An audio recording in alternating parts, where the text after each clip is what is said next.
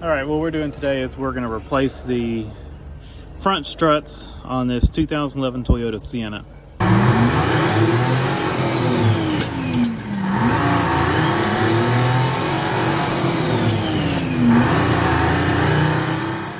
So you're going to want to, of course, jack your vehicle up, jack it up not by the control arm.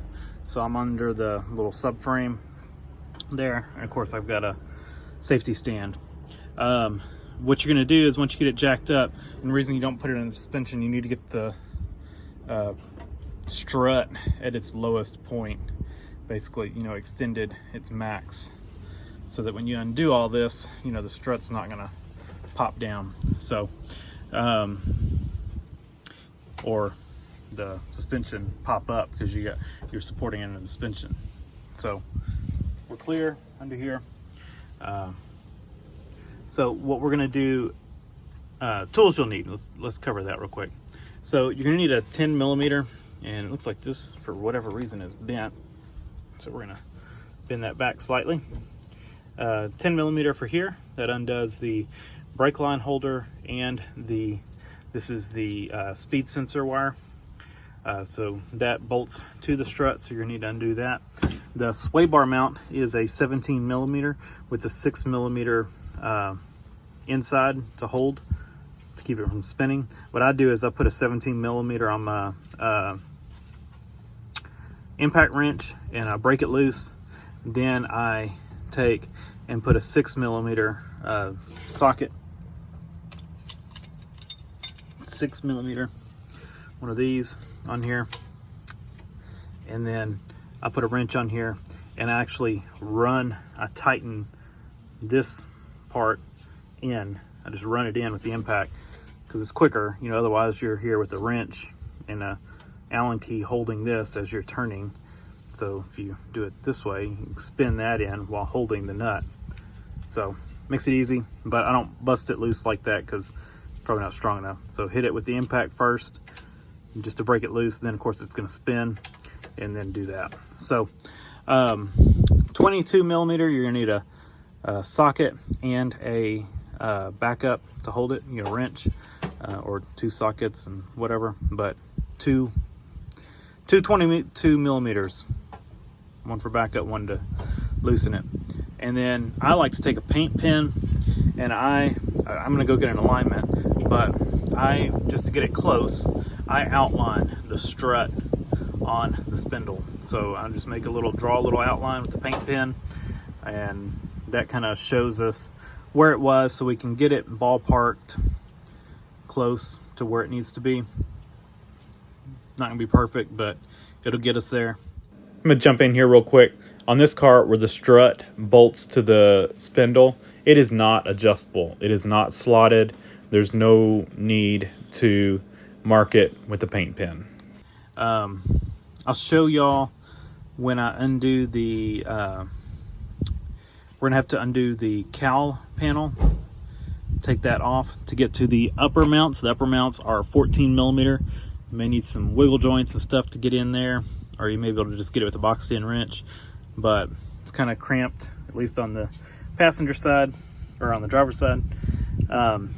So I'll show y'all that when I get to that point, but yeah, that pretty much covers what we need under here. 22 millimeter, 17 millimeter, 6 millimeter, 10 millimeter, and then 14 up top. So it's really not that bad of a job. I bought the loaded struts, so I don't have to worry with taking the spring out. We're putting a new spring, new strut, new everything. Pop it out, pop the new one in, and we're ready to go. So I'll show you the first thing I do is I pull this clip off. It just holds the speed sensor wire right there. It's easy to get off. It's got a little indentation, and that way when I make my little outline of the strut here,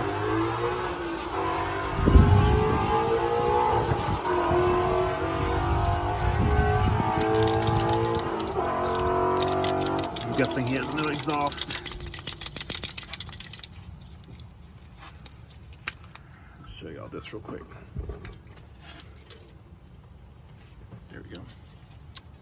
So I just go along here and I just trace. It looks like it came from the junkyard. And then on this side. And that gives us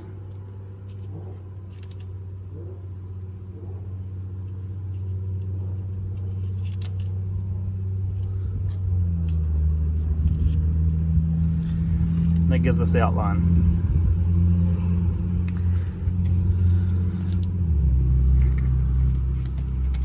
So I'm gonna take some time and undo all this. I'll set up some time lapse just so that y'all can see what I'm doing. Try to get y'all the best view possible, and we'll get this thing out of here. Now, keep in mind, you probably gonna want to put something under here. I'll grab a bucket or something so that when we undo this, it doesn't drop too far and put too much strain on the brake line.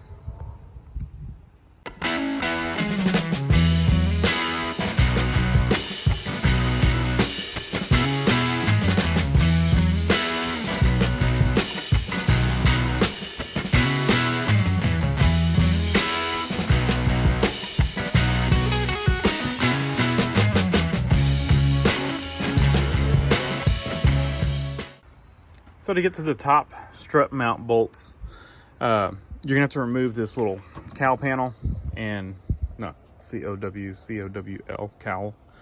You're gonna have to remove it, and to remove it, what you're gonna have to do is go ahead and you're gonna have to pull your windshield wipers off. I use a paint pen to mark all the suspension stuff, but what I also do, little dot, and that'll take a razor blade and that'll come right off. Brake cleaner probably remove it too, but just take a little razor blade and scrape it off gently. But that tells me where my wiper blades were. To get to the bottom part of it, it just pops up. It's got these little clips. I take a pair of pliers and I just come in here. I start at one end and I just squeeze them together a little bit. You can see they kind of spring out. So if you squeeze them together, they pop right off. And then I just go down the line. I've got this panel all loose, the pliers I used. Now I'm ready to remove the windshield wiper. We're gonna remove this little cap here, and under that cap, there'll be a bolt. And we're gonna take that bolt off. Of course, I grabbed a screwdriver with a broken tip. So let me grab that. I'm gonna pop this cap off, and then, I can do it with my hands. Put that somewhere safe. Somewhere safe. Somewhere safe. It's probably gonna knock down. Come on. Not somewhere safe. Seriously? Y'all watch that real time. I'm going to pop this panel loose and get that out.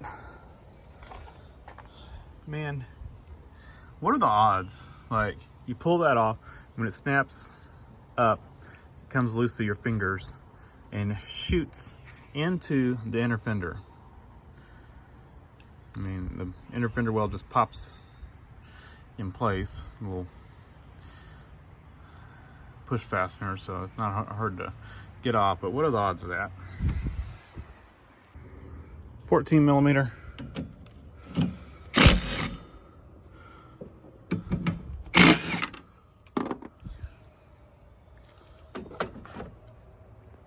You're not going to drop those down there. We're not working on the top of the engine, so those will be safe there. And I'm gonna have to work on those a little bit. I don't have a little puller, but I think I can get them off by hand.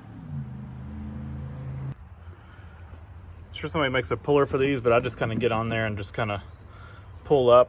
You can use your thumb and just try to pull up and came right off. I'm actually going to just start these back on there so we don't lose them.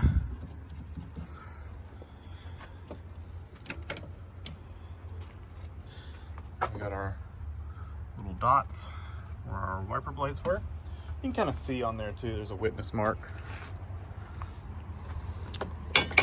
Now what that's going to allow us to do is just to pull this thing out. Where we have full access. So we're safe. Full access to the top of our struts, our strut mounts. This one's a little harder to get to, but we can get some extensions in there and get to it. And if you need to replace the wiper motor, there it is.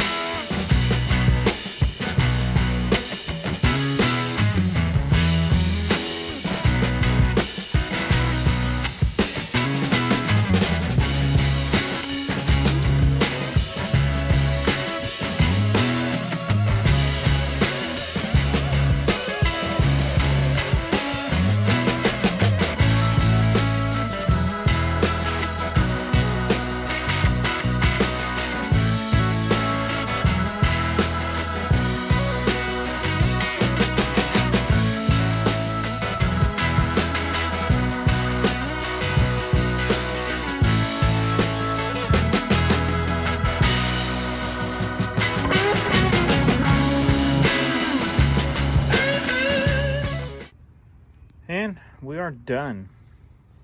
So still got to fish that one windshield wiper cover out. But yeah, other than that, we're done. I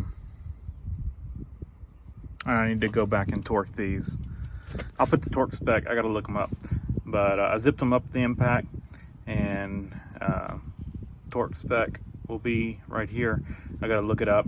Then I'm going to go torque these, and then we're done. So thanks for watching. Leave a comment down below. Hit the like button if you found this video helpful or enjoyed it.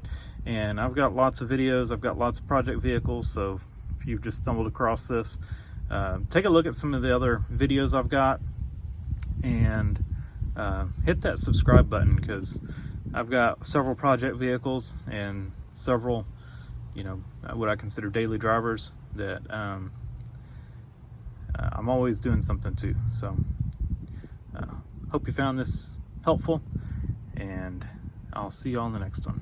Thanks for watching. Bonus footage. Took two little speed nuts out, knocked out a bunch of leaves, and even a poor little locust. But we can now complete our work.